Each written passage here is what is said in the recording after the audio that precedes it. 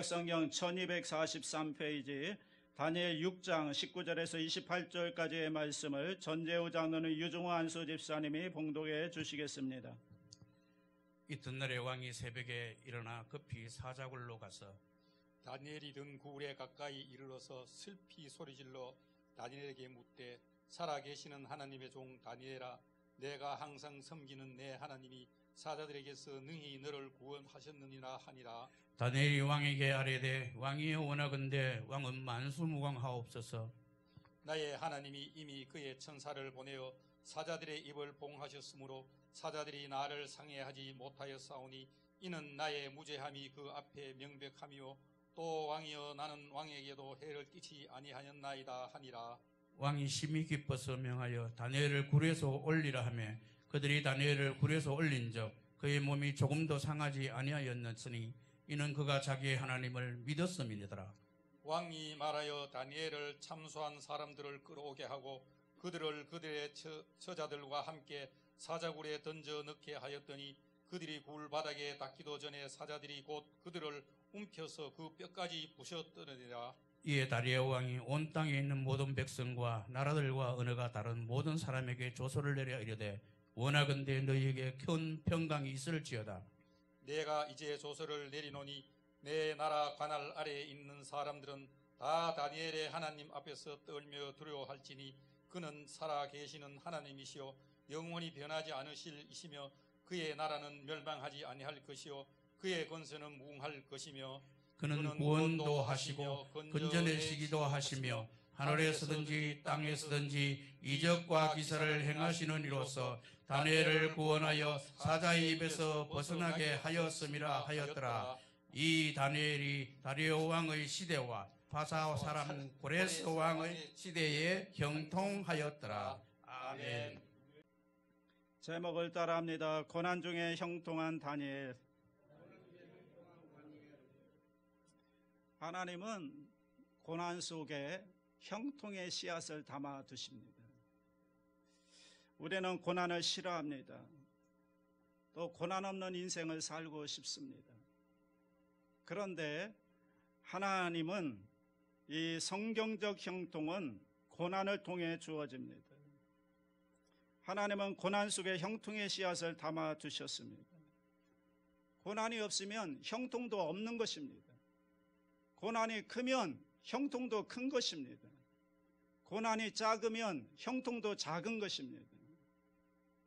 우리는 고난을 싫어하지만 하나님은 고난을 통해 우리를 키우시고 우리를 성숙하게 하십니다.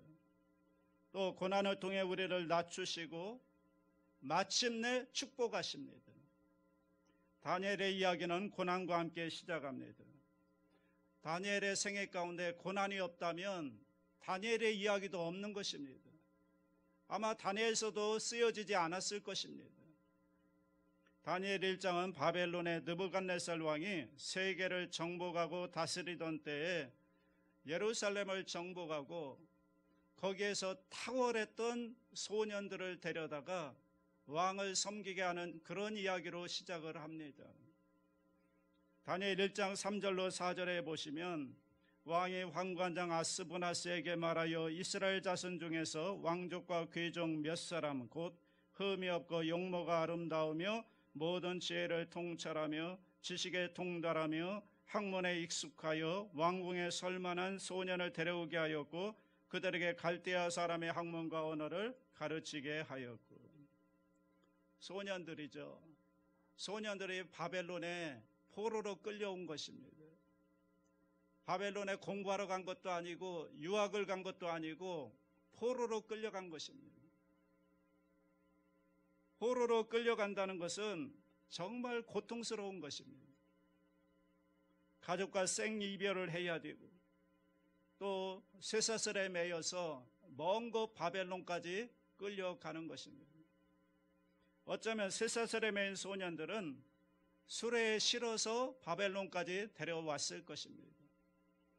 하나님은 고난의 수레를 타고 형통의 길로 들어가게 하십니다. 하나님이 함께 하시면 고난의 수레가 변하여 형통의 수레로 변합니다. 우리 그리스도인들은 고난의 수레라고 쓰고 형통의 수레라고 읽을 수 있는 사람들입니다. 왜냐하면 우리의 인생의 고난 속에는 하나님의 섭리가 있기 때문입니다. 하나님의 은혜가 있기 때문에 고난의 수레를 타고 들어가지만 형통의 수레로 바뀔 수가 있는 것입니다. 다니엘이 포로로 끌려갔습니다. 그런데 거기서 그는 형통합니다. 왕이 바뀌고 시대가 바뀌지만 다니엘은 형통합니다. 삶의 터전이 바뀌었지만 형통합니다. 다니엘 6장 28절 보십시오. 이 다니엘이 다리오 왕의 시대와 바사 사람 고레스 왕의 시대에 형통하였더라. 다니엘 6장에서 만난 왕은 다리오 왕이지만 1장에서부터 보면 쭉 느부갓네살 왕, 벨사살 왕, 다리오 왕, 그리고 고레스 왕까지 연결이 됩니다. 그런데 놀라운 것은 이렇게 왕이 바뀌고 정권이 바뀌고 시대가 바뀌었지만 다니엘은 살아남았다는 것입니다. 형통했다는 것입니다. 정말 놀라운 일입니다. 한 왕 시대만 살아남아도 대단한 건데 왕이 벌써 몇 명입니까? 벌써 4명, 4명의 왕이 교체가 되었고 나라가 바뀌었음에도 불구하고 다니엘이 살아남았다는 것은 대단한 일인 거죠. 제가 다니엘을 좋아하는 것은 그가 국무총리가 됐기 때문이 아닙니다. 국무총리는 세상에 너무나 많습니다. 각 나라의 국무총리가 한둘이 아니지 않습니까? 제가 다니엘을 좋아하는 이유는 엄청난 고난과 죽음과 위기를 극복하고 살아남았다는 것입니다. 여러분, 가장 위대한 것은 살아남는 것입니다. 살아있는 것입니다. 가장 위대한 것은 어떤 어려운 상황 속에도 살아내는 것입니다. 살아남아 있는 자에게는 새로운 미래가 기다립니다. 감동을 주는 이야기는 절망적인 상황에서도 절망하지 않고 그 절망을 딛고 잡초처럼 다시 살아난 사람들의 이야기인 거죠.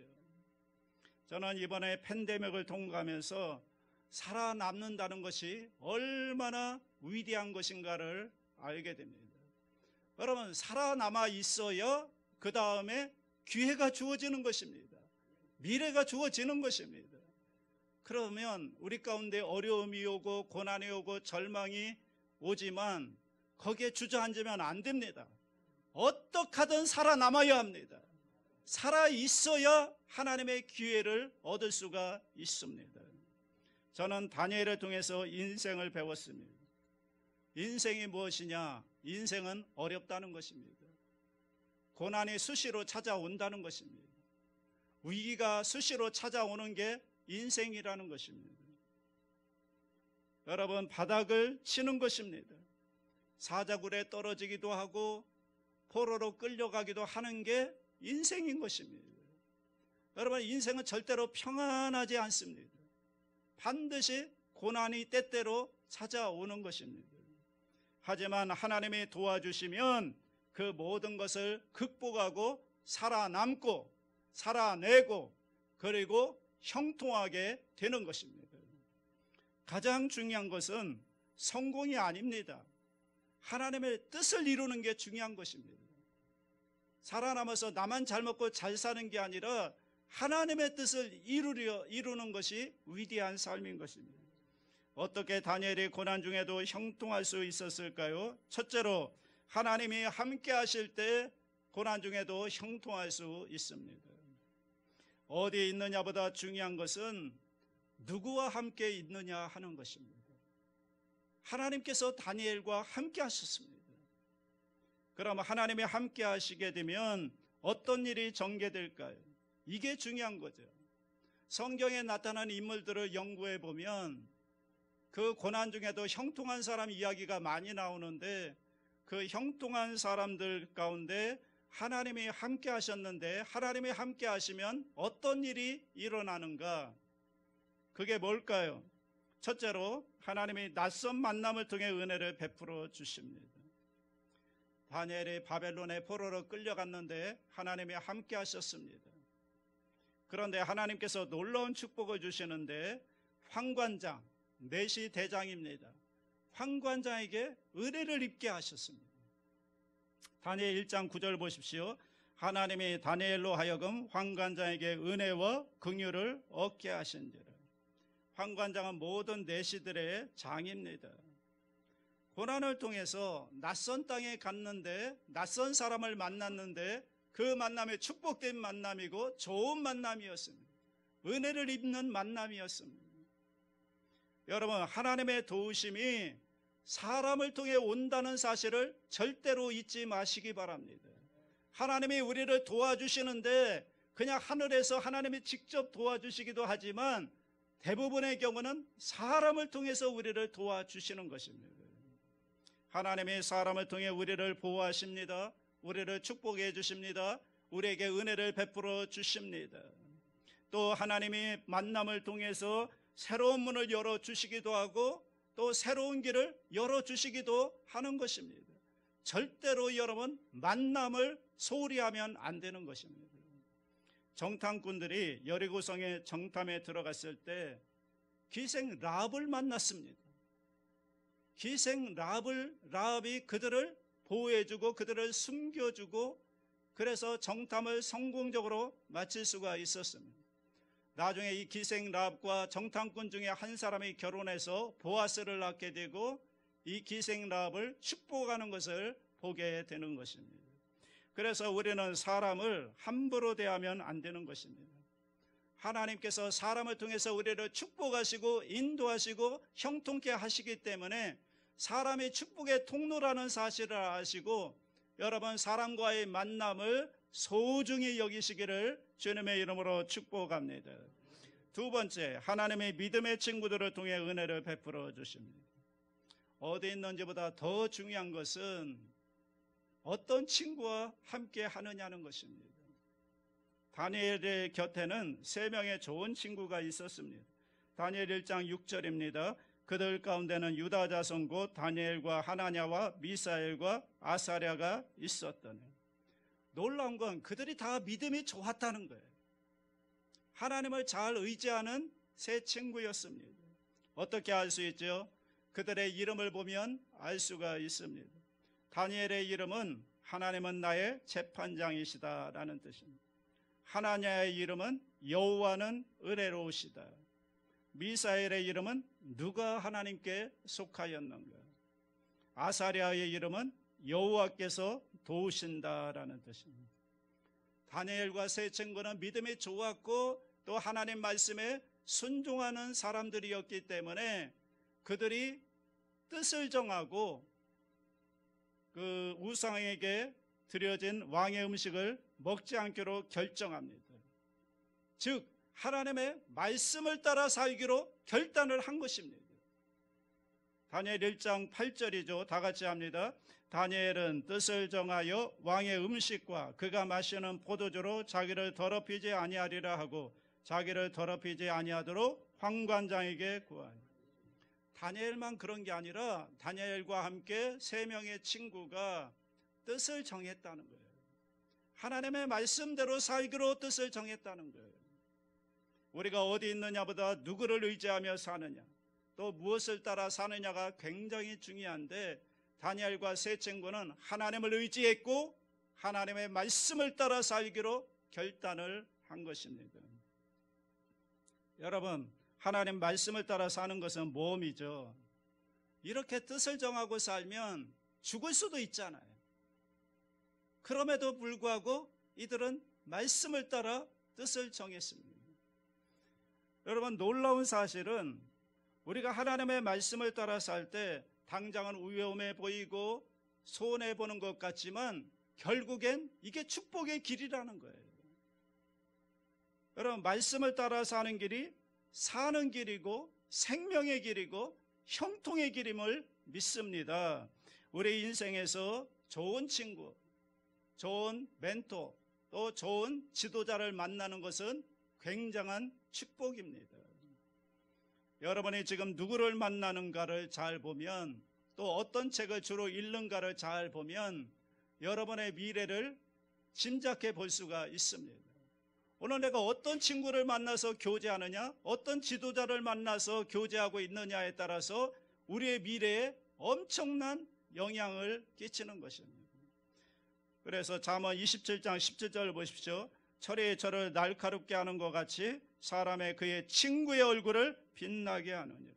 잠언 13장 20절도 보십시오. 지혜로운 자와 동행하면 지혜를 얻고 미련한 자와 사귀면 해를 받느니라. 절대로 미련한 자와 사귀지 마십시오. 지혜로운 자와 사귀십시오.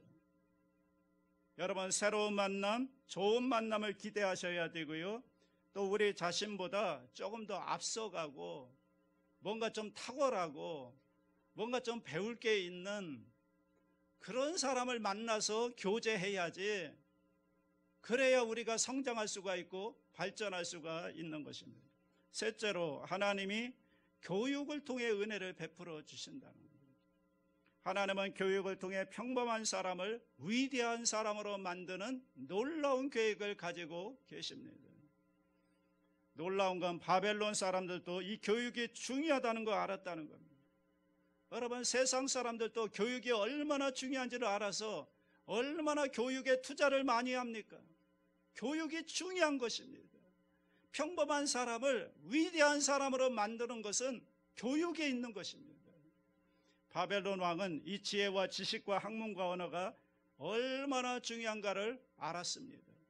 다니엘 1장 4절 보십시오. 곧 흠이 없고 용모가 아름다우며 모든 지혜를 통찰하며 지식에 통달하며 학문에 익숙하여 왕궁에 설만한 소년을 데려오게 하였고 그들에게 갈대아 사람의 학문과 언어를 가르치게 하였고. 이 학문과 언어, 지혜와 지식의 통달, 이게 다 중요한 거잖아요. 사실은 이것은 바벨론 왕의 아이디어가 아니라 하나님의 아이디어인 거죠. 다만 이것은 하나님의 일반 은총이라고 하는 것입니다.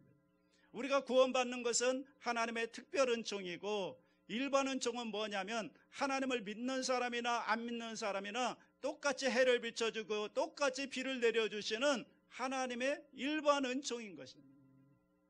모세가 받은 은혜가 뭐죠? 사도행전 7장 22절에 보면 모세가 애굽 사람의 모든 지혜를 배워 그의 말과 하는 일들이 능하더라. 애굽 사람의 모든 지혜를 배웠다. 그렇기 때문에 모세가 모세의 오경을 쓸 수가 있었던 거예요. 창세기, 출애굽기, 레위기, 민수기, 신명기를 쓸 수 있었던 것은 모세가 학문과 언어에 탁월했기 때문이라는 거예요. 여러분, 애굽의 지혜가 그 당시에 최고의 지혜였거든요.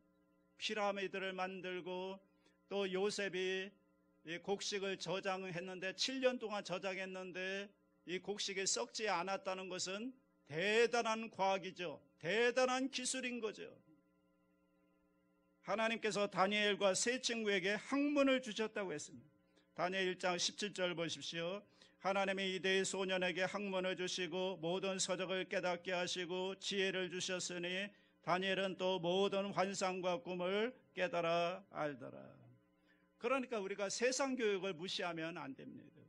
세상 교육 안에도 하나님의 일반 은총이 담겨 있어서 거기에서 하나님의 지혜를 배울 수가 있는 것이고, 예수님께서도 비둘기처럼 온유하고 뱀처럼 지혜로워라 했습니다. 그러나 우리는 거기에 머물러서는 안 되는 것입니다. 거기에서 더 나아가서 하나님의 지식, 하나님의 지혜, 하나님의 통찰까지 가야 되는 거죠. 그게 다니엘과 모세가 받았던 특별한 은혜였던 것입니다. 세상 학문에도 뛰어났지만 거기에 더해서 하나님의 지혜, 하나님의 지식이 임했기 때문에 위대하게 쓰임받을 수가 있었던 것입니다. 네 번째, 하나님이 성령님을 통해 은혜를 베풀어 주십니다.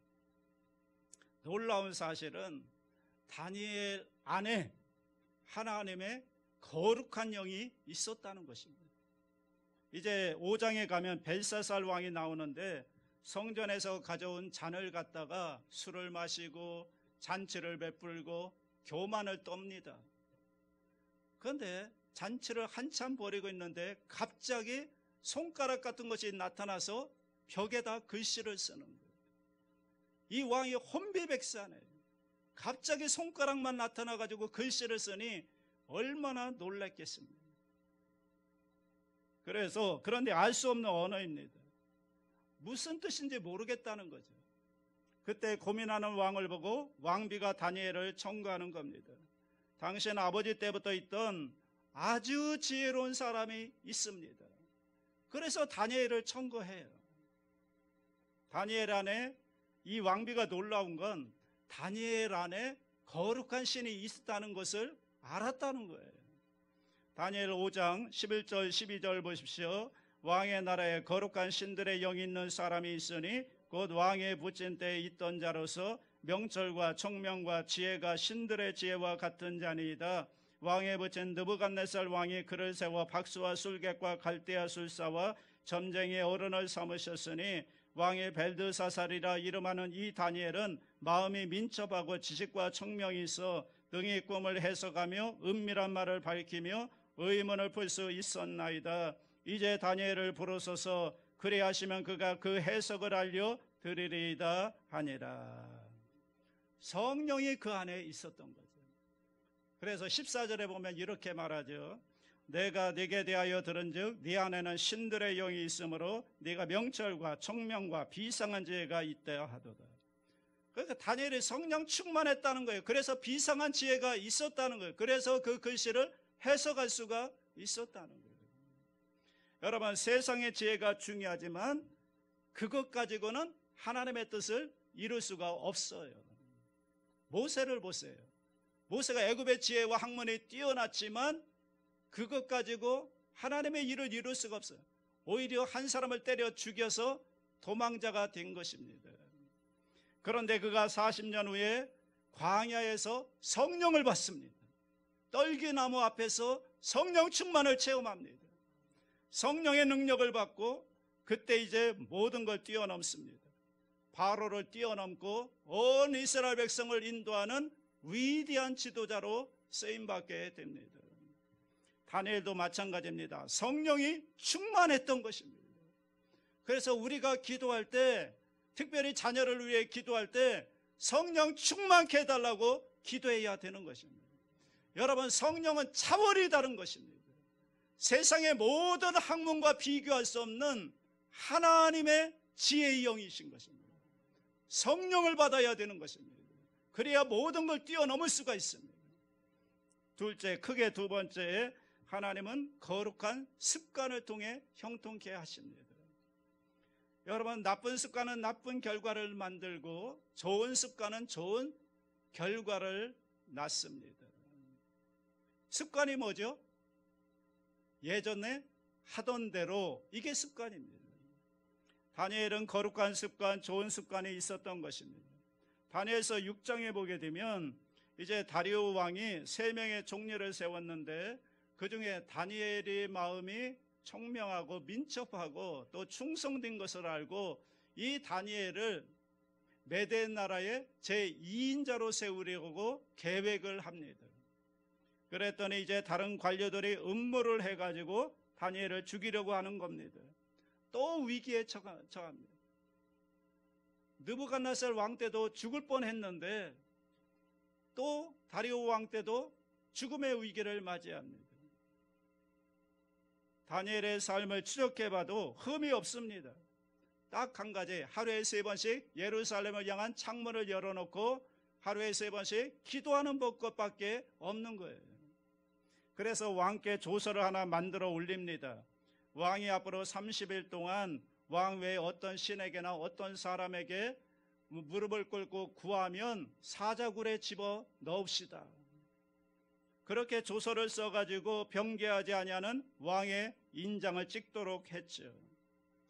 놀라운 것은 다니엘이 그 조서에 도장이 찍힌 것을 알고도 하루에 3번씩 예루살렘을 향하여 기도를 했다는 것입니다. 다니엘 6장 10절입니다. 다 같이 합니다. 다니엘이 이 조서에 왕의 도장이 찍힌 것을 알고도 자기 집에 돌아가서는 윗방에 올라가 예루살렘을 향한 창문을 열고 전에 하던 대로 하루 3번씩 무릎을 꿇고 기도하며 그의 하나님께 감사하였더라. 전에 하던 대로, 이게 굉장히 좋은 습관입니다. 전에 하던 대로 거룩한 습관입니다. 도스토예프스키가 이런 말을 했습니다. 습관이란 인간으로 하여금 어떤 일이든지 하게 만든다. 놀라운 거죠. 좋은 습관은 인간을 탁월하게 만들고 위대한 일을 할 수 있게 만들어 준다는 것입니다. 그런데 습관은 하루아침에 이루어지지 않습니다. 반복해야 되고 끈기가 있어야 되고 강한 의지력을 가져야 좋은 습관을 가질 수가 있습니다. 그러면 형통한 인물들은 어떤 습관들을 가지고 있었는가?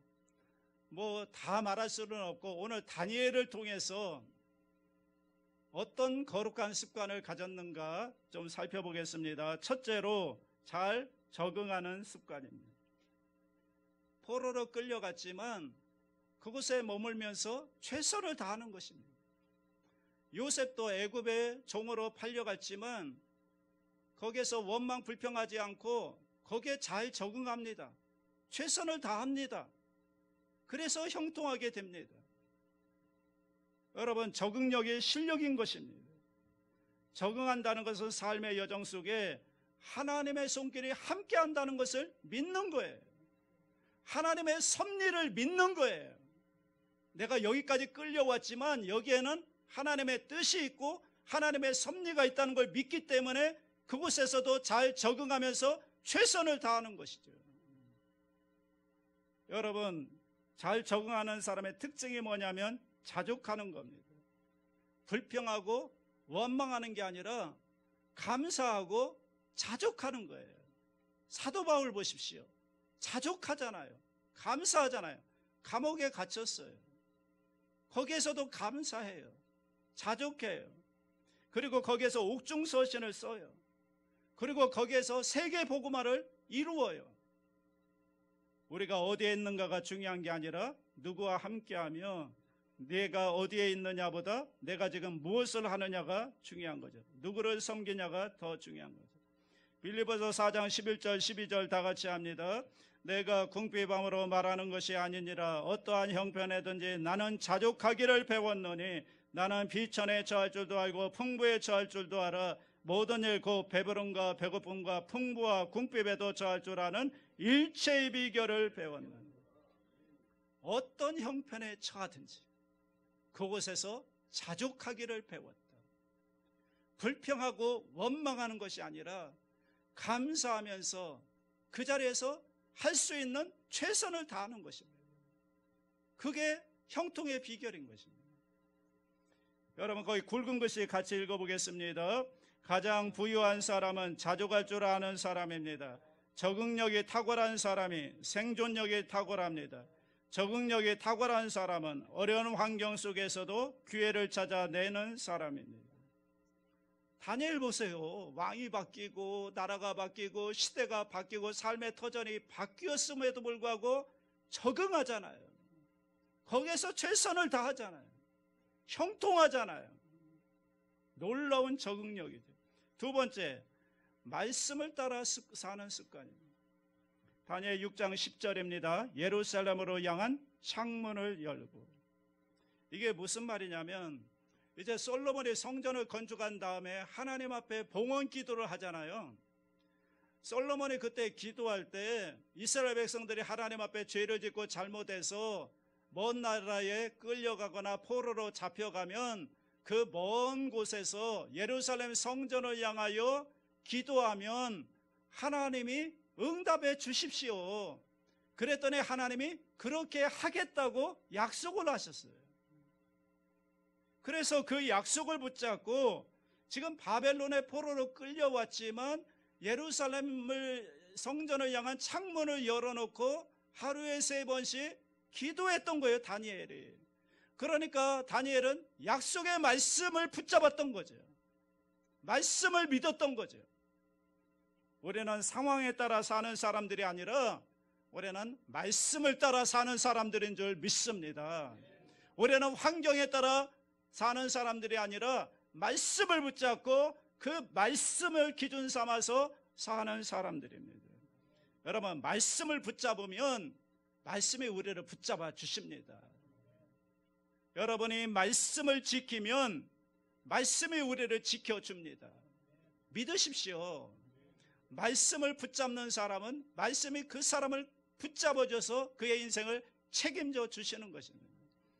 세 번째, 기도를 통해 하나님을 항상 섬기는 습관입니다. 다니엘 6장 10절이죠. 전에 하던 대로 하루 3번씩 무릎을 꿇고 기도하면. 그러니까 그는 기도의 능력을 믿었고 기도를 가장 소중히 생명처럼 여겼던 것입니다. 여러분, 기도하면 죽을 수 있다니까요. 그럼에도 불구하고 기도하는 거예요. 기도한다는 것은 하나님 앞에 무릎 꿇는 거 아닙니까? 여러분, 하나님 앞에 무릎 꿇는 사람은 사람 앞에, 세상 앞에 무릎 꿇지 않습니다. 왜냐하면 하나님이 그 사람과 함께하고 책임져 주시기 때문에 하나님 앞에 무릎 꿇는 사람은 사람 앞에 무릎 꿇지 않습니다. 세상 앞에 무릎 꿇지 않습니다. 여러분, 하나님 앞에 무릎 꿇으시기 바랍니다. 기도는 하나님께 맡기는 것입니다. 그는 왕께 나가서, 여러분, 이 다니엘과 다리오 왕이 친하잖아요. 다리오 왕이 이 다니엘을 얼마나 사랑했습니까? 그런데 다니엘이 어려움을 당했는데, 죽을 위기를 당했는데 다리오 왕을 찾아간 것이 아니라 그 왕의 왕이 되시는 하나님 앞에 나가서 무릎 꿇고 기도했다는 거예요. 원수들을 찾아가지 않고 대적자들을 찾아가지 않고 하나님 앞에 엎드려서 무릎 꿇어 기도했다는 것입니다. 원수를 자기가 갚지 않았어요. 하나님 앞에 기도하니까 하나님이 그 원수를 갚아주시는 거예요. 여러분, 기도하셔야 됩니다. 우리 굵은 글씨 같이 읽어봅니다. 기도할 때 하나님의 큰 도움을 받게 됩니다. 기도할 때 지혜를 얻게 됩니다. 기도할 때 하나님이 보여주시는 은밀한 것을 보게 됩니다. 기도할 때 능력을 받게 됩니다. 기도할 때 담력을 얻게 됩니다. 기도할 때 막힌 문이 열립니다. 기도할 때 놀라운 아이디어를 얻게 됩니다. 아무튼 기도와 관련된 성경에서 다 찾아낸 것인데, 아무튼 기도하면 놀라운 역사가 일어난다는 거예요. 네 번째, 범사에 감사하는 습관입니다. 다니엘 6장 10절, 그의 하나님께 감사하였더라. 다니엘은 지금 기도하면 사자굴에 들어간다는 것을 알고서도 하나님께 감사한다는 거예요. 여러분, 감사할 수 있을 때 감사하는 건 누구나 할 수 있죠. 그런데 감사할 수 없는 조건에서 감사한다는 것은 이건 믿음의 사람이 아니고는 불가능한 거예요. 그러면 어떻게 이렇게 감사할 수가 있었을까요? 감사할 수 없는 조건에서 어떻게 감사할 수 있었을까요? 그러면 그 이유가 뭐냐면, 하나님이 도와주시면 인생을 역전시킬 수 있다는 사실을 믿기 때문에 감사하는 거예요. 하나님이 도와주시면 이 상황도 역전될 수 있다는 사실을 알기 때문에 감사하는 거예요. 그리고 지나간 과거에 받은 하나님의 은혜를 기억하는 사람이 지금 당한 어려움에도 감사할 수 있는 거예요. 왜? 지난번에 이거보다 더 큰 어려움과 죽을 위기가 있었음에도 불구하고 하나님이 건져주신 은혜를 체험했거든요. 그러면 이까지 문제도 넉넉히 하나님이 이기게 하실 것이다, 이것을 알기 때문에 감사하는 거예요. 다섯 번째, 끝까지 하나님을 신뢰하는 습관. 이게 정말 중요하죠. 그가 기도하고 감사했는데 사자굴에 들어가잖아요. 여러분, 우리는 이렇게 생각하죠. 하나님 앞에 기도하고 감사하면 사자굴에 안 들어간다고 생각하죠. 내가 새벽마다 나와서 기도하고 무릎 꿇으면 나에게 고난이 안 찾아올 거라고 생각하죠. 아니잖아요. 잘 보세요. 하나님이 지금 역사하는 장소는 기도하는 골방이 아니라 사자굴에서 하나님이 역사하신다고요. 잘 보시라고요.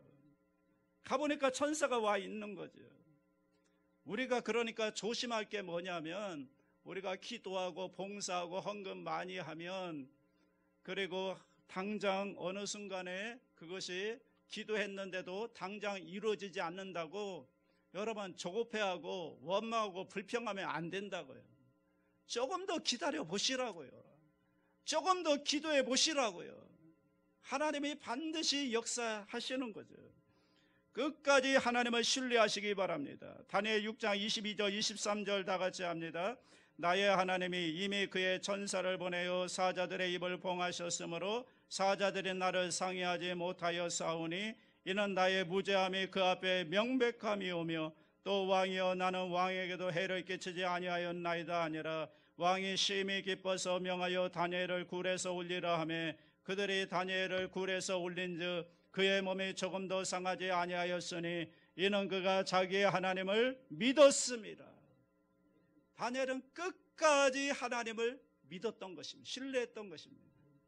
제가 놀라운 걸 경험한 게 뭐냐면 하나님께서요 항상 우리 인생 가운데 놀라운 반전을 일으킬 때는 그 반전을 일으키기 전이 가장 어렵다는 거예요.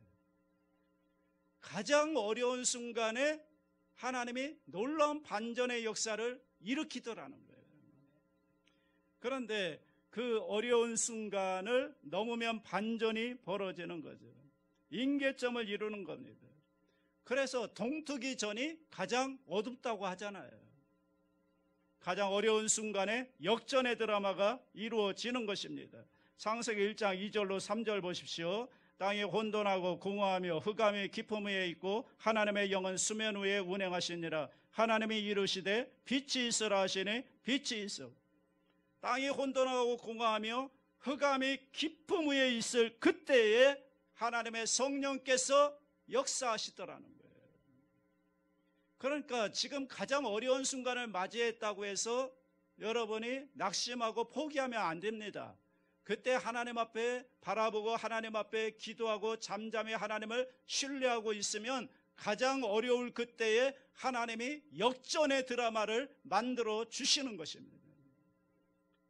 여러분, 형통은 많은 사람을 옳은 길로 인도하는 것입니다.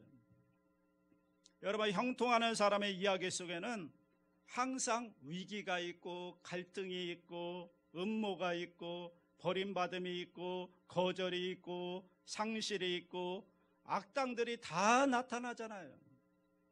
여러분들의 직장생활, 교회생활, 가정생활 하면서 뭐 아무 문제도 없고 모든 사람들이 여러분에게 잘하고 여러분 그런 기대하지 마세요.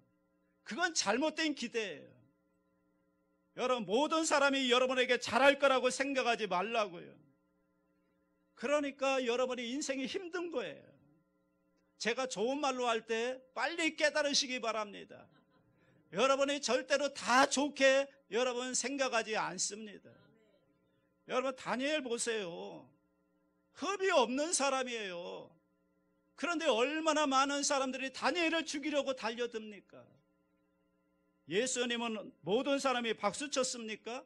아니잖아요. 예수는 십자가에 못 박았잖아요.